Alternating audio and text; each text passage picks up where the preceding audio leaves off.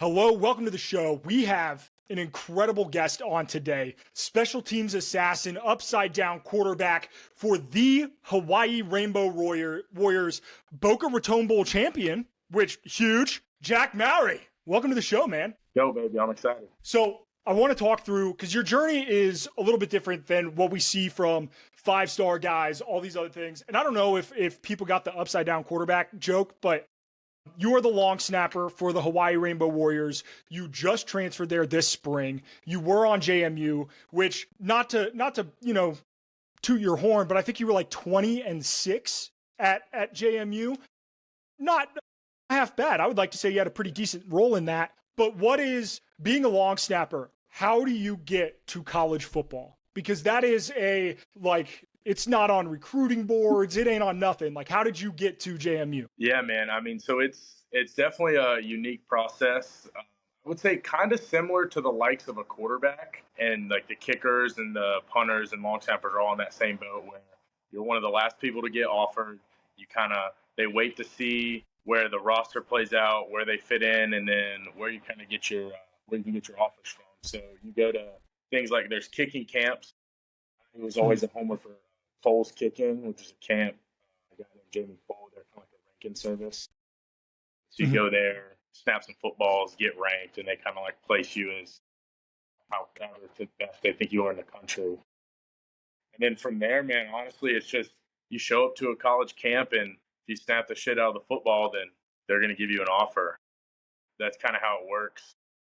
It's a lot of like, you got two snappers on roster, and that's about it. The starter typically is on scholarship. The backup guy isn't. That's kind of how it rolls. So I actually ended up having scholarships out of high school, which was pretty rare. There was only a couple of us, I think like 3 or 4 of us that had scholarships out of high school. So that's was kind of a big thing for at least how I got to JMU. I train with my snapping instructor, Craig Montgomery. I mean, he's the best in the freaking business. That's kind of what put me to the college level, is working hard, grinding every day with him. So that's kind of like how it works. You kind of just go play it by ear, and when a school needs a snapper, they go reach into the high school realm. But that's kind of how it is. It's definitely a lot different than, your typical recruiting service. You go to your camp, get your 5-star rating, play good in games. I mean, they sometimes at the end of the day, your huddle film, it's kind of hard to differentiate a snapper on like film, like huddle and whatnot. But you go to these camps, they time how fast you snap and how accurate you are and how well you perform under pressure, because it's definitely a very big pressure position. Oh yeah, nobody knows a long snapper's name until they fuck up, right? Like Yeah, that exactly. It's the thing they say it. He never gets announced on the NFL broadcast until he sends it over the guy's head. But at what point in high school were you like, this is what I want to do, right? Because I'm assuming that you also, like, you're 6'3", 240. At least that's what the internet's telling me. Like, I'm sure you played linebacker, O-line, or tight end, right? At what point were you like, hey, this is my ticket to the show? Yeah. So my whole life I grew up playing football, everything. I was always like kind of the center, because I have a really good arm. So I was always kind of like the center, because I was just too big. They're not going to put me back at quarterback. It's a waste of size in Little League football. So I was always the center. And then in high school, actually, it kind of started my 8th grade year. My Little League football kicker could actually kick really well, which is kind of rare in Little League. Oh, yeah. And in Little League football, it's like 2 points if you kick an extra point, 1 point if you like run it in or like throw it in or whatnot. So they were like, all right, you're going to have to figure out how to long snap. So I was like, all right, I kind of started to figure it out. I was like, all right, I could probably do this thing when I get to high school and whatnot. So I kind of started working at it a little bit. I got to high school and I was like, all right, I'm going to snap and play O-line. And I got to start on varsity as a long snapper, which kind of like turned my eyes. I was like, all right, well, I'm undersized right now, and I can start on varsity as a long snapper. When I grow, does that mean I'm going to be an undersized lineman that can go play high-level Division I? Because at 6'3", 240, you can't play high-level Division I football as an offensive lineman. So my left tackle days ended in high school, and being ranked, I was ranked on multiple different boards. I was ranked number 3 for a long time with Foles Kicking. I was number 1 on On3, like number 2 on ESPN. And so once I kind of got those rankings in and whatnot, I was like, all right, this is definitely where I need to be. So is it a requirement to have the sick mullet? because I'm convinced that special teamers have the wildest hairstyles. Like growing up, being in a locker room, like I played D3 ball. Our kickers were always doing some weird shit. Do you think the mullet helps? Oh, dude. I mean, you got to have some sort of aura as a specialist. You know, you got to Yep. kind of have like a weird swagger about you, and that definitely. I mean, you look at like the Miami boys back a couple of years ago when you had like Lou Headley and the Borregales brothers and all them. They had Clay James, the snapper. They got tattoos all over them, and that was kind of their thing. And then some other guys like I got the mullet. I know a couple other guys with like crazy mullets. And like my kicker last year, Noe, he was from Connecticut, but like he's Hispanic. But we had like a sick handshake and everything. You just kind of have like a little swagger about you. Yeah, I mean, it checks out because like the special teams group is an interesting room in college football because you do everything together. College football is a breeding ground for everybody, but special teams, like y'all come from all over the place. It's a great like group. I'm interested to see what is it like being in a locker room as a special teams guy? Like how different are the practices and the game plans and that kind of thing? Before we get to the next thing, I want to address some discrimination that's happening in our world right now. A lot going on. It's kind of bullshit that long snappers aren't in the college football game. I'll say it. Kind of fucked up. Yeah. What do we need to do? We need I need a purpose. We need to get college football long snappers in the game. I don't know what else I need to do. I mean, on the field, I scored a 2-point conversion against UNC last year, and I feel like that's good enough to, at least add some sort of like special package or something where you can have a long snapper in the game. I know they're adding them to Madden now, so we're no longer just listed as like tight ends. And last year I was like a 42 overall tight end, and I was like, I don't know, man. I scored against a Power 5 opponent. I feel like that should up my tight end rating at least if you're going to make me a tight end. Yeah, like first off, the hands have to go up. I'm so glad that you brought that up because I have the play up, and there we go. So I went through and I was like, it's going to be sick, right? The broadcast fucks this up so bad because they don't start at the beginning of the play. It bothers the hell out of me. You got to be fired up if you're JMU right now. They're talking, and then they just miss the first half of the play. Teams having a huge effect on the game. Oh, yeah. First punt block for JMU since 2020. You missed your moment. I didn't get to see the route. Like, I know they go back and show it, but damn. Sorry, they got me celebrating for 2 straight minutes, though. That is, I did watch the video on your Instagram, and I was like, this is top tier shit. Like, I love this. So, Mowrey, what's going on in your head? I'm assuming they call that ahead of time, right? And you go so you're repping that in practice during the week. It works in practice. You're like, fuck yeah, boys. Like, we're going to do this. And then first touchdown of the game, it gets called off of a blocked punt. So UNC's already scrambling. They don't know what the fuck's going on. Block punt, return for a touchdown. They call this. What is going through your mind once the play call comes in? Dude, so we'll circle back to the beginning of the week, right? So we installed in practice, and I'm like, first off, as a specialist, anytime you get to install a fake, it's like, oh, this is freaking awesome. Oh, yeah. So we installed it in practice, and my tight end, Taylor Thompson, who was an absolute dog last year, receiving tight end, it was designed to go to him. He had the flat under, and I was the safety valve up top to try and hopefully pull guys away from Taylor. So it was supposed to be like snap it to the kicker like a quarterback snap. Kicker rolls out, dumps it off to Taylor, easy 2 points, whatever. The whole week in practice, Taylor was open, but I was open too in practice. And every single day after practice, I went up to Taylor and I said, Taylor, this is my 2-point conversion. You're not getting this. I said, every single day, I told him, I said, dude, I'm getting this 2-point conversion. And then big shout out to my old special teams coach, Coach Kanan. He was like, we're running this thing. And he told us in the team meeting, he said, first touchdown we score, we're running. We called the play Tar Heel. So he was like, dude, we're running Tar Heel. And I mean, let me tell you what, dude, I kind of got out there and I was like, I texted people before the game. I said, watch out for the first touchdown. Something special is going to happen. I knew it. I knew it was coming. And I got out there and I kind of just felt myself the only thing I remember is I snapped the ball and I remember looking into that Carolina blue end zone and kind of thinking, holy crap, I'm running a route at UNC right now. Yeah. All of a sudden I felt myself open and I started waving my hand because my kicker, I noticed he tucked the ball away and he was going to try and score. So I started waving. I clapped my hands. was like, dude, I'm wide open. And thankfully, I mean, he made a heck of a play. He pulled it out, dumped it off to me. I blacked out when the ball was coming to me. I don't remember catching it. I just remember tucking it away and standing up with the football like, this just happened. Yep.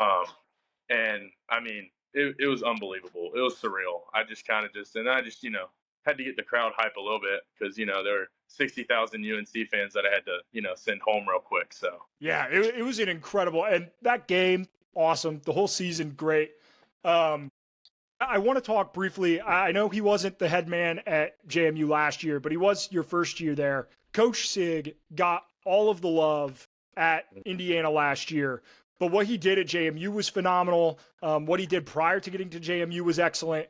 He is a dude who seems as intense as they come in terms of coaching. Is that like 24/7, 365? Is he just dialed in? Oh, dude, Cignetti he's there to win football games and win football games only. He is locked in 24/7. That's how his recruiting pitches were. They were like, I mean, I remember sitting down and it came down to it. My final two spots were, it was either JMU or Virginia Tech, man. It came down to it.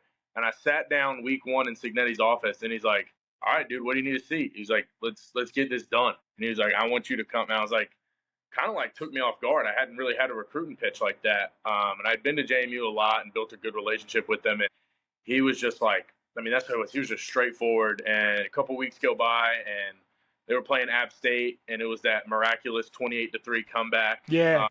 And I was like, if they come back from this, I'm committing. And the end of that Saturday, I called up Coach Kane, who was my special teams coordinator, and I was like, Coach, let's do this. I'm pulling the trigger. And that's just how Sig was, man. He was to the point, straightforward, no nonsense. He was a heck of a coach to be under, and there's a reason he wins football games. You don't mess around. If it were up to him, he would be no hotels on Friday night. Man, we're showing up to the game on Saturday. We're going to win the game, and we're going to get the heck out of there. Hell yeah. He had a little bit of the Nick Saban swagger about him. And that's kind of like what I liked in recruiting because, and he came from the Saban tree. So yeah, it checks out that he has that no bullshit mentality, and it's worked out for him. So you make the decision this offseason. You're jumping into the portal for greener pastures, whatever you want to call it, right? And you end up in paradise. Hawaii is, I would argue, the nicest place to play football in the country. Maybe you say San Diego State, but Hawaii is definitely up there. You have, in my estimation, one of the greatest jobs in sports, being long snapper at the University of Hawaii. How fucking awesome is that? But why Hawaii? Why choose to go out to the islands and play football out there? Well, first off, man, so I hit the portal. Last day the portal was open. I ended up entering the portal, which it was nothing between me and JMU. There was nothing ill about it, man. I have all love for them. That's my brothers. I want to see them do everything great. And but man, I hit the portal, and it was probably Friday night around like 7 p.m. when I was officially in the portal. And Coach Jack Ray and Coach Sheffield out here, man, they were on the phone with me calling within 30 minutes. Like they were just they were like on it so fast. And so little time went by. So that Friday night, and I woke up Saturday morning, and they had offered me within a couple hours of me being up. It was like probably about 10 a.m. They offered me, and I was like, man, when else do I get the opportunity to come live in paradise? And I could kind of feel from everything I had been looking at, the buzz that Coach Timmy Chang has been building out here, the brotherhood as we call it. Mm-hmm. Man, it's a special culture out here. There's something special brewing right now. Getting a lot of dogs in right now, and I was just like, I want to go be a part of something special and be a part of something special in paradise. Yeah, and that's something that like Hawaii football has been very impressive the last couple of years. Coach Chang does a hell of a job with that program, and it seems there are certain institutions in college football where you have to build your program around the culture that is the university. Hawaii is exactly that. Like there is a special culture out there. You have to build your program around that culture. What is like the difference immediately just going from one side of the country to the other in how you go about just the day-to-day, right? Prep for classes, football, the whole 9 yards. Yeah, I mean, talk about a complete difference from Harrisonburg to Honolulu. Man, like, and I love Harrisonburg. I love being outdoors. Everything about it. It's a little small farm town. It's great there. I love it there. It's beautiful. I can be outside, do my thing. But then I come here and it's like, I mean, I'm 20 minutes in any direction. I'm on any corner of the island in the most beautiful beaches you could ever think of. I'm a 5-minute car ride from Waikiki Beach. 35, 40 minutes from the North Shore, which is like one of the most famous surfing places in the world. Like, I mean, it is just a complete culture shock. And then let alone just the culture they have out here. The brotherhood when they say it, they mean it. Like those are your brothers, and they look out for you. Respect is a big thing. You show respect, you get respect. And it's pretty amazing. I've been absolutely stunned by the Hawaiian culture and everything out here. Everyone is just awesome. Everyone's so welcoming. Let me tell you, they love their Hawaii football out here. So it's really, really cool to be able to put on for a city and a state. And honestly, because we're the show in town here. There's no pro sports out here. It's us, baseball, basketball, and like volleyball is really big out here too for the Warriors. And man, it's something special. Every time I run into someone and they're like, "Oh, do you play ball for Hawaii?" If I'm wearing my gear, they're like, "We're ready to see y'all win." And so it's definitely something special. The culture here, I mean, and you dig way back. Coach Chang had some baller numbers he put up when he played here. The Colt Brennan era. Yeah, the Colt Brennan era, man, that was special. Yeah, and so that's kind of what we're hoping, to bring that back. I mean, in my opinion, we have the best group of 5 wide receiver room in the country, and arguably one of the best out of all levels of Division I college football. I mean, we got some studs, and we got some quarterbacks who can sling the football. Oh yeah, man, it's exciting. It's exciting stuff. There's high expectations for the Hawaii program this year. I have a non-football question for you. I know you're an outdoors guy. You got a fishing spot yet? Like, how does that work? Because I'm a Midwest cat, like bass, bluegill, crappie, catfish every once in a while. Like, that's my bread and butter. You can't go wrong there. Hawaii's got to be a little bit different. Like, you got it. Do you have a fishing spot yet? You don't have to reveal it, but yeah, no, I'm definitely working on trying to find my actual spot. There's a few here and there that I'm like starting to kind of figure out. All right, this place has got fish. This place has got fish. But honestly, the big thing is I'm trying to get in with some of the local boys on the team and have them take me out because those are the guys who really know the real spots, and it's kind of hard here as a white haole to be able to find my fishing spots around the locals, but it's a completely different type of fishing than back home. Catfish or bass on Lake Wylie in North Carolina. But I spent 10 years growing up in Florida, so I'm kind of used to the saltwater a little bit. But it is so different out here, man. But it's pretty awesome. But between fishing and golfing and all that, it's sweet. What's the handicap? You brought it up. I gotta ask. I'm on that break 90 grind right now. So hey, there we go. We can respect that. We can respect that for sure. Before we get into the next segment, I do have to do a little ad read because, hey, got to keep the lights on, right? There you go. If you are a Hawaii football fan or you want to grab merch for your favorite football team, whoever that is, ahead of this season, head to Home Field. It's clean. It fits right. It actually reps your school without being like the standard bookstore stuff. A lot of throwback. I know Hawaii's merch on there is absolutely incredible. If you're watching the YouTube version of this podcast, I will put up a, nice little, we'll scroll through the feed a little bit, show some of the merch. It's incredible. Home Field does it right. Use code SMASH to get 15% off your first purchase at Home Field. That's homefieldapparel.com, promo code SMASH. You like that ad read? That was pretty professional, if I do say so myself. Pretty good there. They should pay me to do this shit. They should pay me. Oh, all right. Let's get into, I have a segment. We're going to call this Snap Judgements because, you're a long snapper. We gotta make a pun here and there. So more pressure. All right. Snapping or parallel parking while other people are watching. Oh,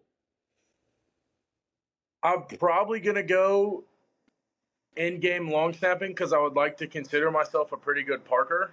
And maybe, that might be different based on your parking ability and snapping ability. But I'd probably go snapping, but that's definitely pretty hard up there. I mean, parallel parking can get a little embarrassing if you make 32 turns and hit 4 curbs. So it is tough. It is tough for sure. All right, next one. One bad snap that you put on film, or just a whiff tackle that you have to go back through and watch in film? Oh, dude, I can take the whiff tackle any day. I mean, I don't want to watch no bad snap, man.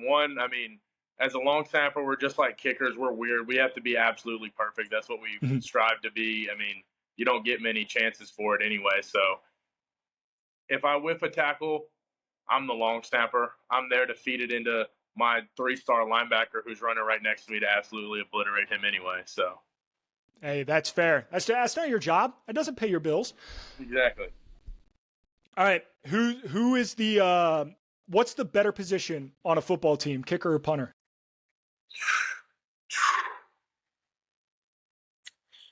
I know you got to throw one of your guys under the bus. No, dude. I would have to say punter, man. One, because I think it's more fun. I think I enjoy getting out there and punting the ball around, but I think like your kicker, like you're kicking field goals and kicking off, and yeah, you got you could argue a little bit more of the fame and glory, but at the same time, there's a little bit more pressure with kicking. And punters, they get to hold a little bit too. They get to do a little bit of you get some fun stuff. You get rollouts and everything. And big shout out to my guy Ryan Hansen. That's my brother for life, my punter from JMU, man. And he was an absolute dog and stud to be around. And I love all my kickers too. I mean, from freaking Noe to Cam Wise and my boys Nick Gonzalez and Connor, man. I love all my kickers to death, man. Cristiano. But no, something about the punters. My punters last year, Andrew and Ryan, they were fun to be around, and they were kind of a little bit more laid back than the kickers. The kickers got a lot more to complain about. The punters, they just kind of punt the ball around, and then you get into it with the Aussies too. And we got an Aussie coming in here in a couple weeks, and man, I can't wait to be around him. I've heard they are a hoot and a half to be around. Oh, those dudes know how to they know how to kick balls and have a good time. Yeah. Pineapple on pizza. Are you pro? Are you against? Has it changed now that you are in the greatest place to get pineapple? See, I haven't had pineapple on pizza out here. I'm sure it's a thing. I've had the pineapple out here. It's unreal. It's so fresh. I don't mind it. I don't hate it. I wouldn't turn it away if it's my only pizza option. But I also wouldn't. It's not my first choice of pizza. I'm going, a meat lovers or a pepperoni or something before I throw pineapple on there. But it's not bad. Hey, that's fair. You don't get to college football size by eating fruit. Meat lovers. Exactly. Put that on a damn pizza. Last question for this segment: squatted truck or lifted truck? Oh, dude, this is a hard one. My truck's it's sitting squatted right now. It's been level. I'm gonna have to go squatted truck, man. Throw a little swagger in there. Put some rap music on. Roll down with a little squat, and you know what? People hate it. People love it. I think it turns heads, and it's something that you don't see every day. And I'm a Carolina boy, so the Carolina squat. Yeah, I was about to say that's some Carolina shit for sure because I'm lifted. My truck's lifted. I ain't squatting, but I'm in the Midwest, so I would be called all sorts of derogatory terms if I squatted my truck. But in Carolina, you can get away with it. So a little bit, yeah, it's illegal, but I still get called mean things. But that's kind of the fun of it, That's why you squat your truck. You squat your truck to get called mean things because that means they're looking at you. Yep, for sure. All right, I've never done this before, but we're gonna try something a little new. You're gonna break down my film, and I'm interested to see your thoughts. So I also long snapped in college. So I was D3, so a little bit skinnier, not quite the guy, but based on the reps that you're seeing here, what are your thoughts on my form? Give me this was taken early this spring, so I'm still dialed in, right? I'm locked the fuck in. Give me a spot, coach. Yeah. Well, my first thing is going to be, you notice you have a major unbalance in your shoulders. So your left hand is kind of way cocked and your right hand's way up under the ball, forcing an artificial spin. That's what kind of causes your wobble there in the back. The accuracy is on point. You're pulling everything through your body, and I like how you're not locking your legs. But I would say you need to use a little bit more of your core. That's where you'll get a little more of that speed in. And if everything moves at the same time and you balance out your shoulders, you probably throw a pretty good ball there. Let's go. Let's go. Honestly, I was expecting a little more harsher criticism, and that makes me feel pretty good about myself. You know, Yeah. I did a lot of that for a long time, and not bad at it. So there we go. Yeah. In my opinion, this is kind of a hot take probably for long snappers. Long snapping is without a doubt the easiest thing you can do on a college football team. Without a doubt. If you can teach anyone to long snap. Now, in game, that's a different story because that's where you get your mental side of things and your spotlight syndrome and all that jazz. And that's a completely different animal. But as far as just straight up what you can do on the practice field when nobody is looking, long snapping is without a doubt the easiest thing you can do. Oh, yeah. I'll agree 100%. Like, it was, in terms of, like, I would spend, because I also played defensive end, like, I would spend a half hour a day snapping, and then the rest of it, I was like, I'm going to do D-line, indie, all that stuff. So, Jack, you got the summer workout program going on, right? You're in Hawaii, you're on the island, you're doing everything. What is your expectations for yourself and then for this team headed into the 2025 season? Well, I mean, for myself, I'm ready. This is, going on year 3 in college football, man. And after 3 years of training in the weight room, I've had 4 strength coaches now. I've been through I'm on my 4th strength coach. So, kind of a whirlwind here with some turnover and everything. But dude, I'm pumped. I'm so ready. Feeling the best I've ever felt. Coach Bobby Thomas, Coach VT is our strength coach here at Hawaii. I mean, he's working the heck out of us, and I'm super excited for what I have in store this season. I think it'll by far be my best season yet on the field. And then as far as for the Bows, man, I'm feeling good. I really like what I've seen. I've been around 2 insanely good Group of 5 football teams. One, arguably one of the best in the past couple of years, as far as my freshman year team when we went 11-1, Coach Big, and there's a lot of similarities between this team and what I've been around. It's Hawaii high flying football, man. We got a killer wide receiver room, our O linemen, a bunch of dogs. We got a bunch of stud on defense, D line, DBs. It's gonna be a fun time. There's a really special culture brewing here, and I'd look out for the Bows in 2025. We start out week 0. Stanford comes to us at home, August 23rd, primetime television, CBS. I've got that game circled, man. I've got that game circled. Week 0, I'm so pumped for that one. That'll be an electric game. I'm pumped. All right. That is all I've got. But Jack, we want to know, where can the people follow you? What are your socials? If we want to see, Jack Mowrey and the Hawaii football program, where should we check you out? On Instagram, it's Jack_Mowrey. Mowrey.